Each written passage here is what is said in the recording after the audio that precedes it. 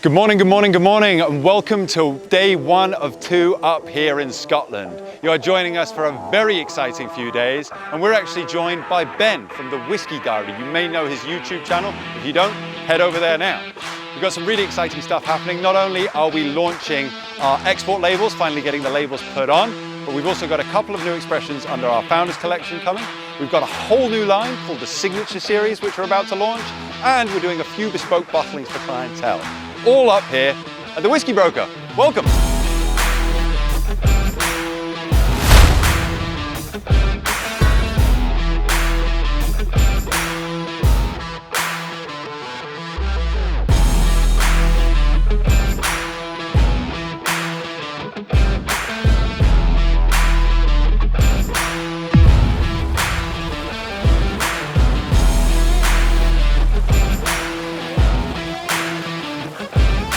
So this is a 21-year-old Dalmore. We're bottling it for a private client, and it's beautiful. It's just such an amazing expression. It shows Dalmore in bourbon barrel, you know, untouched, unadulterated, or it is at the moment anyway. I think it's just a rare oddity, you know. Most of these sorts of drams, they get watered down a huge amount, they get colorant added, and normally with Dalmore as well, it's had some sort of time in sherry. So a true bourbon matured 21-year-old. Good, it's interesting, it's different, you know. We're going to bottle it at cask strength. Unfortunately, we are adding colour in there. C'est la vie.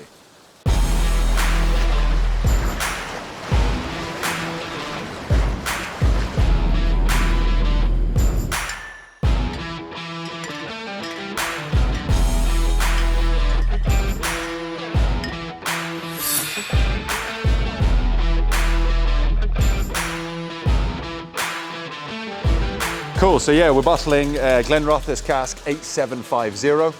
It's for a private client. It's been finishing in port for about 8 months now. And this is a private bottling for a wedding. So a client of mine is getting married, I believe, this November. Very exciting. We're going to bottle it now. We've been mocking up some labels, messing around with them for him. And yeah, you know, hopefully they're going to be delighted with the spirit. I just got on the phone. They want a bottle a little bit lighter at sort of 50, 52. But, you know, just trying it there and chatting with David as well, we both agreed a little bit higher would be better. So we're going for 57% ABV. It's just chatting with Ben as well. We're sort of agreeing that typical orchard fruit that Glenrothes has. But I think the port has brought in a little bit more of that red fruit, some plums, a little bit of tannins on the back end. Not huge amounts, but definitely adds a little bit of depth to the dram for sure. This Glenrothes is stunning. It's really interesting to see something that's usually quite so delicate. For me, the Glenrothes that I'm used to is quite delicate, and this is so big. Like, it's so juicy, right? And tannic on the back end.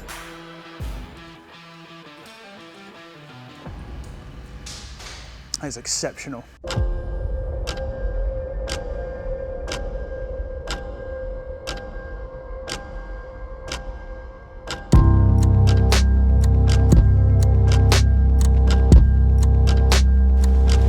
The burnt tire thing that I love about the Leche. Do you know what I mean? The kind of off note of rubber and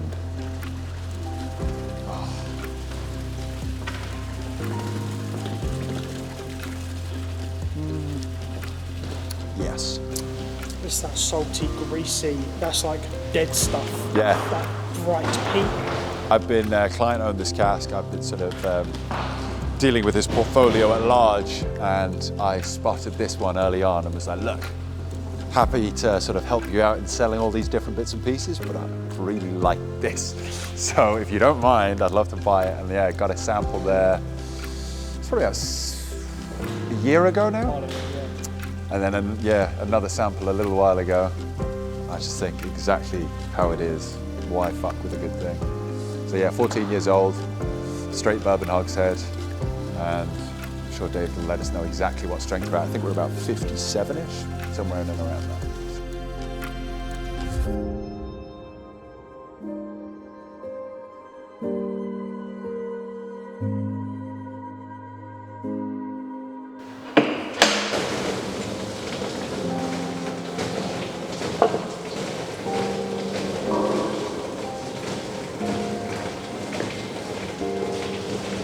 Cheers.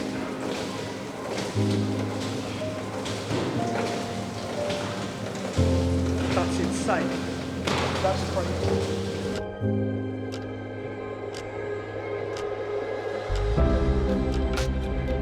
It's 2007, 15-year-old Hoggy of Royal Brackler. Very, very fruity. And something I've been sat on now for, I don't even know, 5 years, or 4 or 5 years, I think. And again, picked it up at a really good price that we're going to be able to bottle this and sell the bottles at a reasonable price.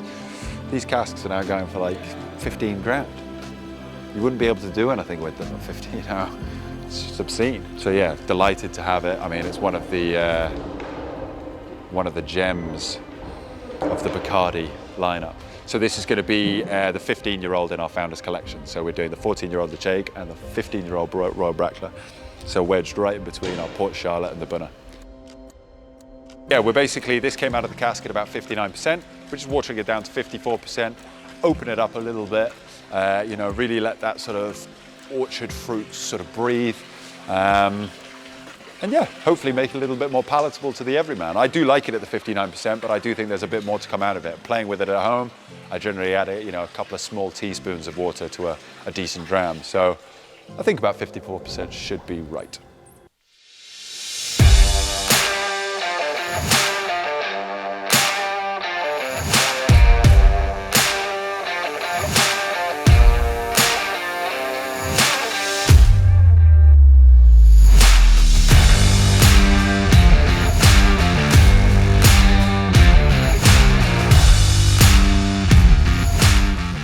So 2018 Stoischer, it's actually nearly 4 years old, but I wanted to get it into the bottle whilst it's still just 3. Obviously, whiskey has to be at least 3 years and 1 day old to actually legally be considered Scotch whiskey. And what we're doing is we are going to be batting together this beautiful 2018 second fill sherry butt with a 2013 barrel, which should hopefully bring some really nice top notes, just bring the batting together and really give it that little bit more depth, a little bit more maturity. But I have to say, I've tried samples of this 2018 bat as it stands, and it's fucking beautiful. Which just goes to show age isn't everything.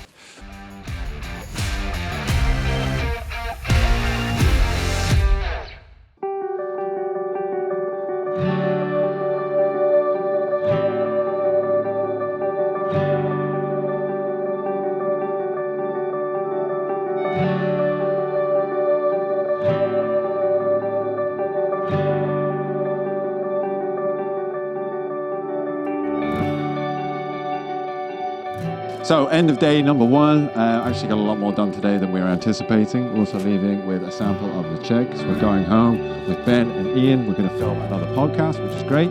We're back here tomorrow though, so stay tuned, lots more to go.